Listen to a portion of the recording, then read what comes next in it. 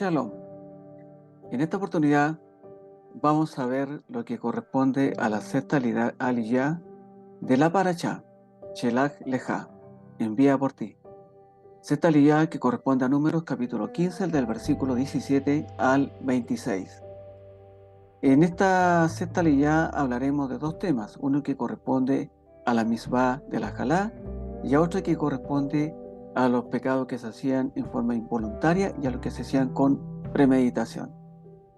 Entonces veamos que en esta parashá el pueblo judío es instruido a través de Moshe sobre las ofrendas que llevarán al santuario cuando ingresen en la tierra de Israel, sobre la separación de Jalá de la masa y su donación a los Kohanim, sacerdotes, las ofrendas por transgresiones no intencionales, y sobre la gravedad de blasfemar contra Elohim sin arrepentirse, pecado cuya sanción es la separación espiritual del transgresor de su pueblo. Entonces empezaremos a ver la primera parte, que era correspondiente a la misbah de la Jalá, y vemos en el versículo 20 que dice: de las primicias de Rechit, vuestra masa apartaréis una torta Jalá como porción separada terumá, como la porción separada de la era, así la pondrán aparte. En este versículo hay tres términos, los cuales son: primero, Rechit, que se refiere a primicias de Jalá, una parte de la masa que se aparta, y terumá, la porción separada. La palabra Jalá se refiere a la terumá, la porción separada, que se aparta para entregar como ofrenda al Eterno. En tiempos modernos se separa una parte de la masa del pan y se quema, con el fin de cumplir parte de este mandamiento. Por eso en el versículo 21 está escrito que dice: por vuestras generaciones. No es un mandamiento temporal, lo cual se podría haber pensado según el versículo 18. El mandamiento de la separación de la Jalá solamente es obligatorio en la tierra de Israel, cuando la Shejinah, presencia divina, resida en el santuario. No obstante, los sabios ordenaron que la Jalá sea separada aún fuera del Eret Israel, la tierra de Israel, y aún en el tiempo cuando no haya templo, para que estas leyes no sean olvidadas. Antiguamente, la Jalá fue entregada al sacerdote, pero hoy en día es quemada. Según la halajá, la cantidad mínima de masa que hay que apartar como Jalá es de un kesait, 26 gramos aproximadamente. Si uno se olvida sacar la Jalá de la masa cruda, debe ser tomada del pan. Ese sagrado pedacito de Jalá. La Torá confió la salud espiritual y emocional del hogar y de la familia a la mujer de la casa.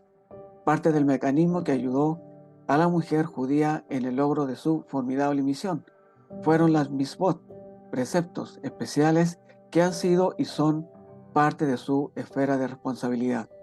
La más famosa de estas misbot es, sin dudas, el encendido de las velas de Shabbat, cada viernes antes de la puesta del sol.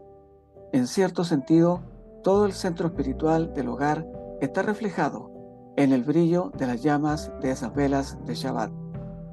Pero en la lectura de nuestra sección semanal de la Torá, somos instruidos sobre otra misbah central que es parte de la estructura y el sentido internos de la espiritualidad y de la serenidad de una familia. Durante la época del Sagrado Templo en Jerusalén, este mandamiento, conocido como Jalá, consistía en el requerimiento de separar una parte de la masa y ofrecerla como obsequio al Cohen, sacerdote. Hoy, en que aún no ha sido reconstruido el templo, quemamos el pedacito que se separa de la masa en cumplimiento de esta misma.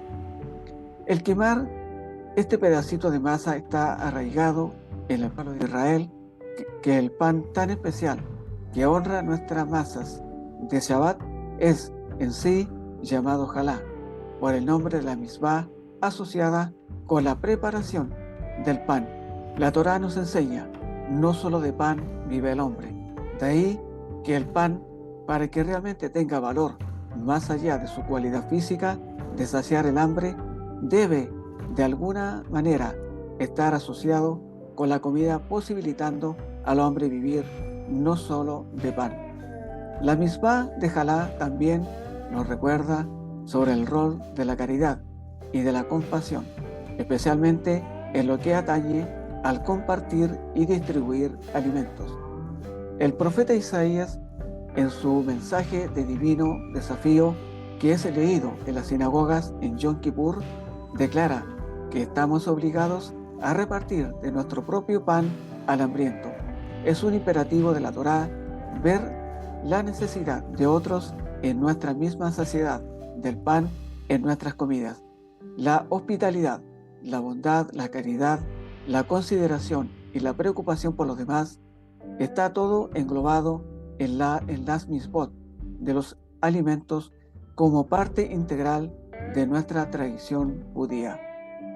Ese resto de Jalá es una verificación de la realidad de nuestra tradición judía y de su influencia moral sobre todas las áreas de la existencia y las relaciones humanas, incluso con nuestro pan diario.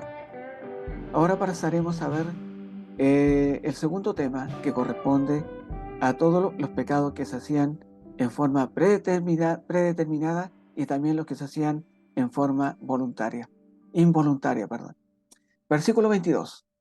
Y cuando errarais y no hicierais todos estos mandamientos que Hashem ha dicho a Moshe. Según Rashi, este error se refiere a idolatría, que equivale al quebrantamiento de todos los mandamientos. Cuando un pecado de idolatría es cometido, no por error, sino con premeditación, entonces hay una pena de muerte. En el caso de no haber arrepentimiento, mientras no hay arrepentimiento, el pecado permanece en él. Aunque la ignorancia en una excusa no va a justificar a aquellos que podrían haber conocido su voluntad del Señor, sin embargo, no es así. David oró para ser limpiado de sus defectos secretos, los pecados que él mismo no era consciente. Los pecados cometidos por ignorancia serán perdonados a través de Yeshua, nuestro Mesías, el gran sacrificio que siempre ofreciéndose a sí mismo una vez por todas en la cruz. Parecía explicar una parte de la intención de su ofrenda, en la que la oración, Padre, perdónalos porque no saben lo que hacen, se veía con buenos ojos ante los gentiles, para que esta ley de la expiación por los pecados de ignorancia se hace expresamente para extender a los que eran extraños a Israel. En Juan 15:22 hay un ejemplo respecto a este versículo 22 que nos dice: si no hubiera venido ni les hubiera hablado, no tendrían pecado, mas ahora no tienen excusa de su pecado. Esperando que esta aliyá haya sido de completo entendimiento para todos y también de crecimiento espiritual, nos veremos en una próxima oportunidad. Shalom.